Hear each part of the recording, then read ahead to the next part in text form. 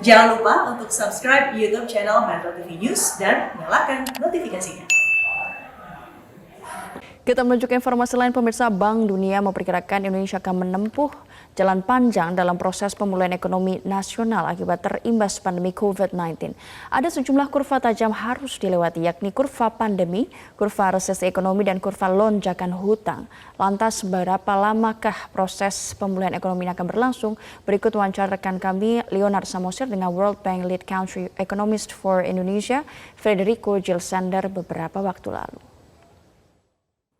Pemirsa, saat ini saya bersama Federico Gilsander, World Bank Lead Country Economist for Indonesia, dan kita akan cari tahu seperti apa pandangan World Bank tentang Indonesia. Mr. Federico, thank you for your time.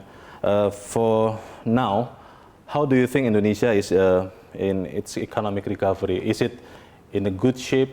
Will recover soon, or how about it? Thank you very much, Leonard. Yeah. Thank you very much for having me here with the interview. I think that now is a very critical time for the recovery. As you know, economies around the world start reopening. I think that it's an important time to ensure that there's a safe reopening, ensuring adequate testing, adequate monitoring of the progression of the pandemic, as well as continuing to emphasize the health system readiness that will give people more confidence in terms of returning to their usual activities and to kind of getting the economy to restart again. Yeah. I think that there is also great opportunity in terms of the execution of some of the government's stimulus package. We had already gone a long way in the implementation of the social assistance, which is going to be very important so that people have some cash at hand to restart the local economies in their villages, in their kampong. And I think that now there's also the opportunity with some of the National Recovery Program to ensure that that is actually well directed to stimulate the economic recovery. Yeah. And we also have in the background the Omnibus Law, which is going to be very important. And I think that actually the passage of that can also kind of turbocharge the recovery. The Omnibus for job creation, yes, that you mean. Yes. So overall, how do you see that the economic recovery in Indonesia will take place? Some economists say that before they believe it will be V-shaped recovery for the economy, but now it's a kind of triple W, or sometimes they say that it will be U recovery. How do you perceive? I think that we are probably in the camp of the Nike recovery. So we do see a very steep fall in the second quarter. And then the economy starts gradually recovering into the third quarter and then into fourth quarter in 2021, but only really reaching the kind of the full recovery speed towards the end of next year. So we do expect 2022 to have a very strong growth rate. We're projecting 6% for 2022, which given the low base before is kind of the recovery pace, but a more gradual reacceleration of the economy until the vaccine is developed, until people feel comfortable with the reopening. So we do have more of that kind of Nike, you have a deep drop and then a slower recovery. Before the more facts about the COVID-19 and its handling, the capital market in Indonesia and also the currency market was really depressed. But now we are seeing the recovery. But how do you think about the emerging markets currency, especially Indonesia, rupiah? So what we saw is that there were very huge capital outflows when the first shock of the disease really hit back in March. The economic shock, the economic consequences. But since then we've seen both ministries of finance and central banks in Indonesia but also around the world really understanding the seriousness of this crisis and taking very swift and drastic action to lower interest rates as well as to provide very significant stimulus. So one of the positive sides of that is that has brought some stability to currency and debt markets around the world, including for the rupiah. So we see that stability continuing. I think that one of the things that one would want to see going forward is, first of all, that some of these excess liquidity is not just in the asset markets, but also funding real businesses that are going to be employing people to form the foundation for the recovery. And then over time, as the economy starts recovering, there needs to be kind of an orderly withdrawal of all of this stimulus so that the recovery is sustainable and doesn't lead to imbalances like current account deficit or high inflation. It's kind of a dilemma in the government of Indonesia is facing now. since the budget deficit had been approved to become larger, but the legislative, some people say that you have to print more money and flow it into the market, flow it into the people so they can buy, and you after that can control the inflation. How do you perceive? Well, so the BI is already doing some of that, right? With the recent agreement between BI and the Ministry of Finance. The burden sharing, yeah? The burden sharing agreement. Okay. So that is happening to some extent. Now, of course, you can't do it indefinitely. So there's a bit of an art and a science. So I think that everyone is agreed that during this year of responding to the crisis, that all of these exceptional measures are valid.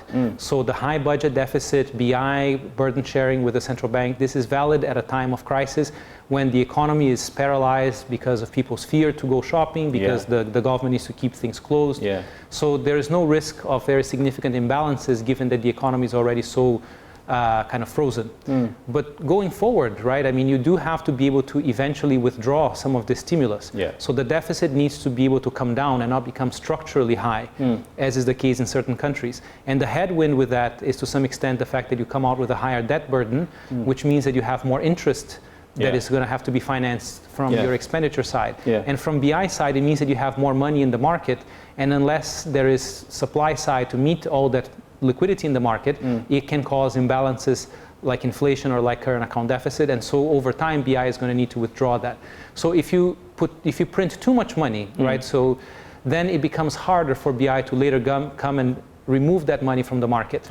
So it's a difficult balancing act, because you don't want to do too little, because right now the economy really needs it, and you don't want to have too many bankruptcies or too many people who sell their assets and then makes it very difficult to restart, but you also don't want to do it too much. So what I think that we're seeing is that BI and the Ministry of Finance have reached something that, from my perspective, seems like a good compromise, but it's something that always needs to be reassessed. Okay. Some people is always comparing the crisis that we are now facing with the previous crisis, such as 1998 crisis, 1997, 2008 crisis. In short sentences, how can you explain this? What is the difference between the crisis now we are facing with those previous crises? So that's a very good question, because those previous crises, they actually started as financial crises. Right, so both the global financial crisis, there was a problem with the banks that were extending too much leverage. In the case of the Asian financial crisis, there was a lot of private debt, and then because of various reasons, those private companies were unable to pay, then the banks go bankrupt. The mismatch, Exactly, and then the banks, they withdraw the liquidity. So even the firms that, again, they were actually normal firms, they no longer had access to capital, and then they have to cut down, and then that generates vicious circle in the economy that leads to the sharp economic contraction. So this is a financial sector that then spills over to the real sector of the economy, to the real shops and businesses in the economy. This crisis is the other way around. We have a real crisis in the real sector. Is the shop owner that, even though he might have a very good business model, he can't open. Maybe somebody has a successful hotel in Bali doing very good profits, very stable business, but now nobody can come to Bali, nobody can come to Sumba anymore. So it's not, it's starting with the real sector being unable to provide the services that it would normally provide. So now the challenge for policymakers is to prevent that this real sector shock reaches the financial sector. And this is where some of these capitalization programs, looking at the financial sector stability, is going to be very important, because it is possible to try to identify what are the sectors that are being hit, what are the firms that are being hit, and then provide enough forbearance through policies in the financial sector to prevent this from leading to a financial sector crisis. So this is actually quite different, because there's no need for this to spill over into a financial sector crisis, and I know that all the policymakers are very aware of that and doing everything that they can to ensure that the shock to the real sector doesn't spill over to the financial sector. And what that also means is that hopefully, if this is successful, the recovery should also be relatively faster afterwards. Dan pemirsa, tetaplah bersama kami. Perbincangan bersama Frederico Gil Sander akan kami lanjutkan sesaat lagi. World Bank Lead Country Economist for Indonesia, Mr. Frederico Gil Sander. Those people out there is also saying that the government of Indonesia is reopening the economy too soon. I mean, the effect of it to the economy of Indonesia. Can you see? No, so in terms of the effect to the economy is what I mentioned, that at least it starts allowing some, it's not at the same level of economic activity as before, but it's better than when you were closed. So I do see some positive impact. But as I mentioned right from the beginning, I think that it's also, people will also need to be confident about going out to eat, for example, and feeling comfortable that these measures that are being taken, both in terms of the, how the businesses operate, but also the health system testing capacity, that those things actually give them the confidence to go out and shop. Because you could say you can reopen the economy, but if people are not confident to go out, then you're still not going to see a lot of economic impact. All right. Going back to the previous questions of mine, Mr. Frederico, some important people say that now is the time to pour more money into the economy, into the people, not in the form of subsidize in tax collecting or others. There should be more money, hard money, real money, pouring into the economy. That's the most very proper medicine. What do you think? Well, so the government is already doing some of that through the social assistance programs, right? So the Sembako cards, the PKH, Bansos, the Bansos, so all of these expansion in payments, I mean, I think that is some of that. And, there may be even room for actually increasing the generosity or increasing the timing of those benefits, because giving the cash directly to people is something that both activate the economy, and it's actually relatively well targeted. Always you cannot prevent 100% from going to people who are not eligible, but it mostly goes to the people who really need it, who are not very well off, and they will spend that money within their communities, and that actually has a big potential to stimulate the economy. Since it was in 1998, I remember that the small medium enterprises is the buffer for the Indonesia's economy, because they are not suffering very heavy compared to corporates. In nowadays crisis, how do you see that the small medium enterprise will cover up? So I think that goes back to some of these issues of keeping the lights on. I think that some of these small and medium enterprises, they would have a harder time keeping the lights on. And for those SMEs that are, again, in those sectors where they may actually be very good business models, but they are in the hard-hit sectors, having some kind of assistance for their liquidity, whether it's to pay for their utility bills, as the government is doing, or whether it's through the interest subsidies or the loan restructuring, maybe more incentives for those medium-sized firms that actually have workers in their payroll, to keep the workers in the payroll. So I think that there are opportunities for ensuring that these firms can actually still survive, while also ensuring that these are actually the firms in the sectors that have been hit and that actually need that help. So it shouldn't be something that is very broad, it should be very targeted. Mr. Frederico, how about the global projection for the economy? So this year we're looking at a contraction for the global economy in the order of 5%, because this is a shock that has truly been global.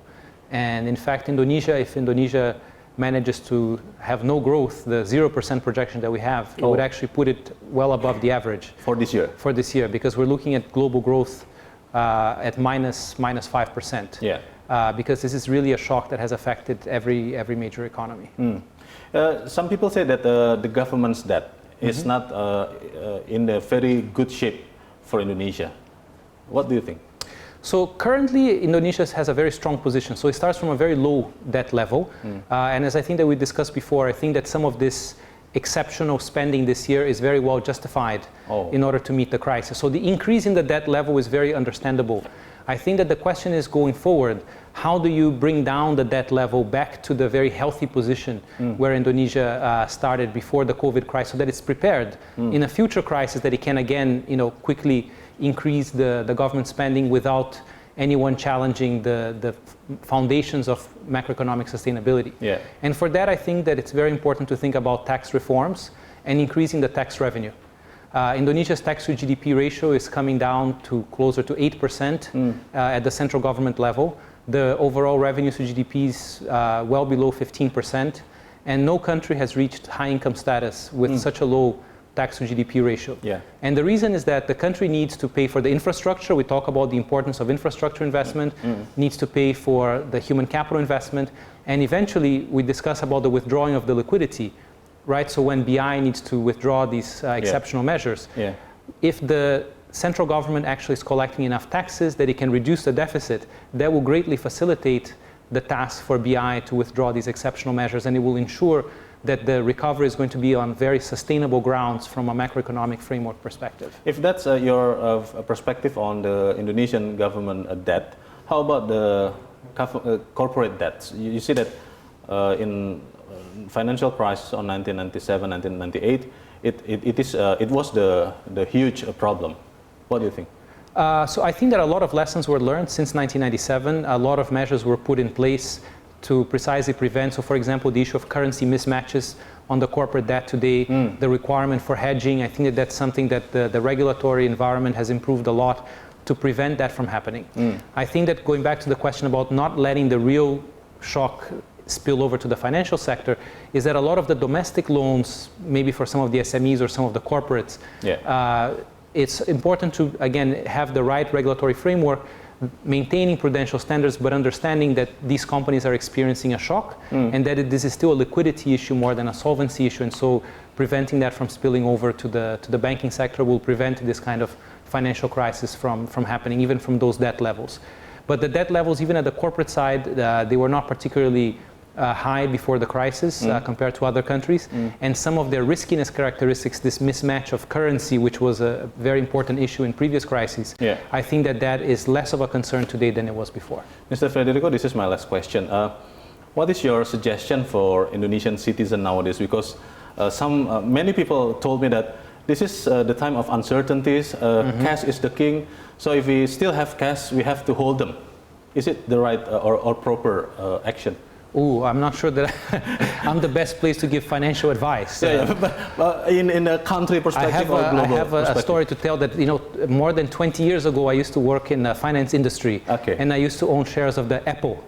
And at that time, people maybe don't even think about Apple as a big deal company. So I bought it for $20 US and I sold it for 22. Now it's worth maybe 20,000. So I'm not a very good financial advisor, but I think that the key thing is to get the money to the people. So in terms of like the social assistance, I think that the people will spend because they do have their daily needs, and if they are not earning yet, they will spend. And I think that in the same way, ensuring that the banks are not hoarding the cash but giving it to the corporates, that the corporates are not just hoarding the cash but continuing to pay their workers, trying as best as they can to adapt to this spirit of new normal until we have a vaccine. So I think that these are issues for policy to try to ensure that the money reaches the final beneficiary, and then I think that will kind of get the economy going. Okay. Mr. Frederico Gil Sander, thank you so much for your perspectives. Thank you. Thank you. Dan menurut saya demikianlah perbincangan saya bersama World Bank Lead Country Economist for Indonesia, Mr. Frederico Gil Sander. Saya Leonard Samosir, terima kasih. Sampai jumpa.